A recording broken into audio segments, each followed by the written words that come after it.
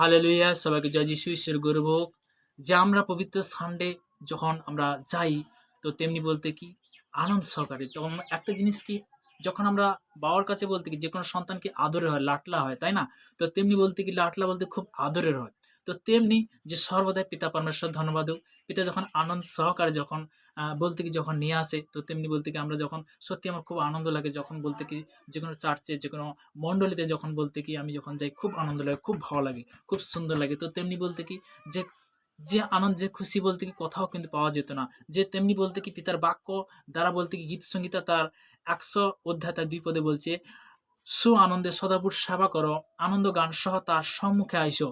Hallelujah, আনন্দ গান সহকারে তার সম্মুখে আইসো। হালেলুয়া। তো তেমনি বলতে কি অনেক সন্তান তারা হয়তো ভাবছে যে হয়তো অনেক বিশ্বাসী হয়তো সে ভাবছে যে আমি পিতা পরমেশ্বরের সেবা কি করে করবো। আরে পিতা পরমেশ্বর সবসময় উঁচু স্তরে রাখবে যিশু নামে। হালেলুয়া।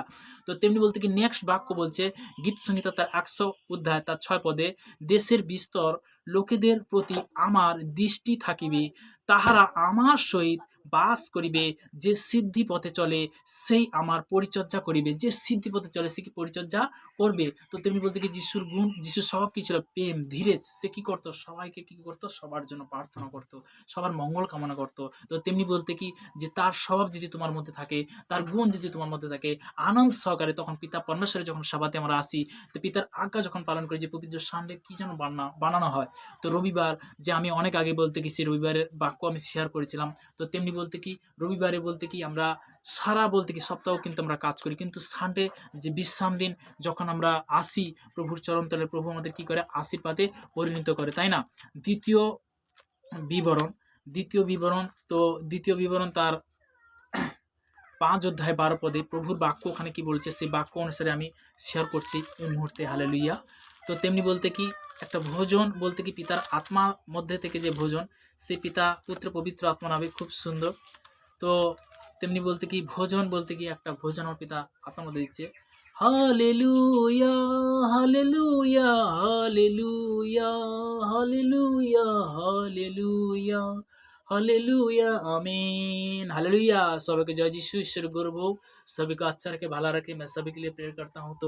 तो सबसे अच्छा लगता है मतलब जो आज का प्रभु का जेरूशलेम में जो आनंद, जो खुशी जो ले आता है, मतलब जो पवित्र संडे जो हम लोग बनाता है, तो मतलब जो हर संडे पवित्र संडे जब आता है, मतलब खुशी से आनंद से जब आएगा, कोई भी आदमी विश्वास से आनंद से आए, उसको शांति मिलता है। मतलब यूहन्ना 14 का 27 में बोला है, शांति मैं दे के जाता हूँ। मतलब যে পরমেশ্বর পিতা যে শান্তি যে তোমাদের কাছে যে পবিত্র বচন যে বলছে যে শান্তির জন্য আমরা কথা করেছি, কিন্তু সেই শান্তির জন্য আমরা পবিত্র সানডে বিশ্রাম দিন যখন আমরা আনন্দ সহকারে আসি, সেদিন বলতে কি আমাদের মনটা কি হয়?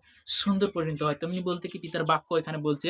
তো তেমনি দ্বিতীয় বিবরণ তার ৫ অধ্যায় তার আমি ৫ অধ্যায় তার ১২ পদ থেকে শেয়ার করব। ১২ থেকে একদম ১৬ পদ পর্যন্ত। তোমার ঈশ্বর সদাবুর আজ্ঞা অনুসারে বিশ্রাম দিন পালন করিয়া পবিত্র করিও, ৬ দিন শ্রম করিও, আপনার সমস্ত কার্য করিও, কিন্তু সপ্তম দিন তোমার ঈশ্বর সদাবুর উদ্দেশ্যে বিশ্রাম দিন পালন করিও।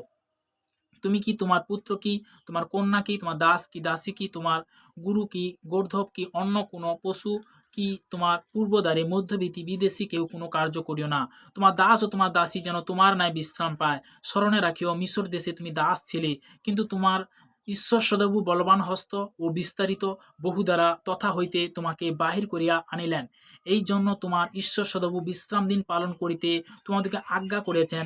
তোমরা ঈশ্বর সদাবুর আজ্ঞা অনুসারে তোমার পিতা ও তোমার মাতাকে সমাদর করিও, যেন তোমার ঈশ্বর সদাপ্রভু তোমাকে যে দেশ দিতেছেন সেই দেশে তুমি মঙ্গল প্রাপ্ত হও। সেই দেশে তোমার দীর্ঘ আয়ু ও তুমি মঙ্গল প্রাপ্ত হও। Hallelujah. Thank you Jesus name, praise the lord. প্রভু স্তুতি হোক। তো তেমনি বলতে কি আমরা কখন প্রভুর বাক্য অনুসারে যখন আসি, প্রভু তখন বলতে কি আমাদেরকে আশীর্বাদে পরিণত করে। হালেলুয়া। সবাইকে জয় যিশু। ঈশ্বর গৌরব। সবাইকে সুন্দর রাখুক, সুস্থ রাখুক। আমেন।